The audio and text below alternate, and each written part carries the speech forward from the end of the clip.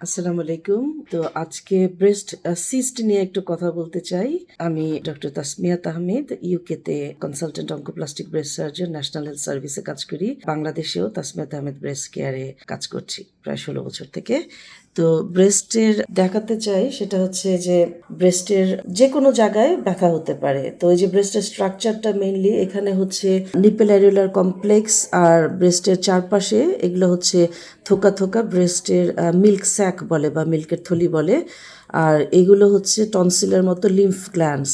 যখন ব্রেস্টে কোনো সমস্যা হয় তখন শরীরের নর্মাল প্রক্রিয়া হচ্ছে নিজেই কন্ট্রোল করবে যে কোনো উপসর্গকে। তো সেই জন্য তখন কিন্তু এই লিম্ফ গ্ল্যান্ডগুলো ফুলে যায়। আর যখন প্যাথোলজিক্যাল অবস্থাতে চলে যায়, মানে যখন রোগের পর্যায়ে চলে যায়, একটু জটিল হয়ে যায়, ক্যান্সারের পর্যায়ে চলে যায়, তখন অনেক সময় ছোট থেকে আস্তে আস্তে ক্যান্সার বড় হয়ে তখন কিন্তু এই লিম্ফ নালি দিয়ে এই বগলে গ্ল্যান্ডগুলো অনেক ফুলে যায়।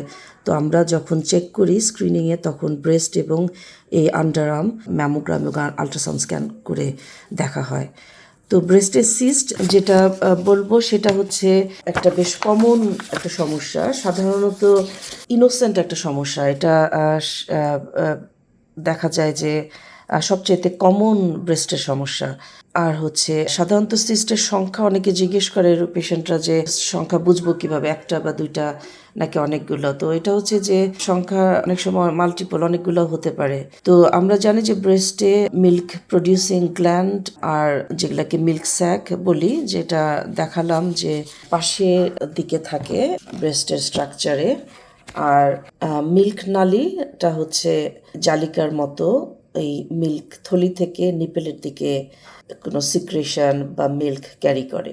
এই মিল্ক নালী এবং মিল্ক থলি এগুলো ফ্যাটি টিস্যু দিয়ে সাপোর্টেড থাকে একসাথে আর কি। অনেক সময় ব্রেস্টের এই মিল্ক গ্ল্যান্ডগুলো ফ্লুইড দিয়ে ফুলে যায়, সেগুলোই হচ্ছে ব্রেস্টের সিস্ট। ব্রেস্টের সিস্ট প্রাকৃতিকভাবে হতে পারে, বয়সের সাথে সাথে নর্মাল পরিবর্তন, হরমোনাল লেভেলের সাথে কম বেশি করে ব্রেস্টের সিস্ট হতে পারে ব্রেস্টে।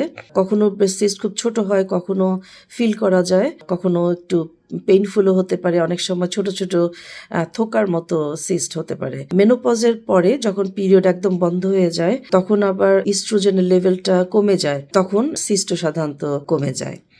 আর যারা হরমোন রিপ্লেসমেন্ট থেরাপি নিয়ে থাকেন মেনোপজের পরে, তাদের ক্ষেত্রে অনেক সময় সিস্ট ডেভেলপ করে আর কি মেনোপজের বয়সের পরেও।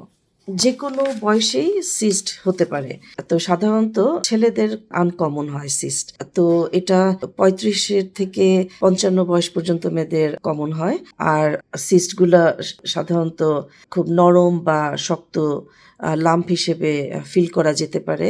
অনেক সময় খুব পেইনফুল হতে পারে। পিরিয়ডের আগে অনেক সময় সিস্টগুলো বড় হয়ে যায়, তখন একটু ব্যথা বেশি হয়। পিরিয়ড হয়ে গেলে আবার তখন ছোট হয়ে যায় সাইজে, ব্যথাও কমে যায়। তো সাধারণত আমরা সিস্ট কিভাবে ডায়াগনোজ করি সেটা হচ্ছে হাতে দিয়ে এক্সামিনেশন করি, হাত দিয়ে, তারপরে আল্ট্রাসাউন্ড স্ক্যান, ম্যামোগ্রাম করি। আর হচ্ছে অনেক সময় ক্যান্সারও সিস্টিক হতে পারে। তো সেই ক্ষেত্রে অনেক সময় একটু জটিল টাইপের সিস্ট হলে তখন আমরা বায়োপসি করে নিশ্চিত হই।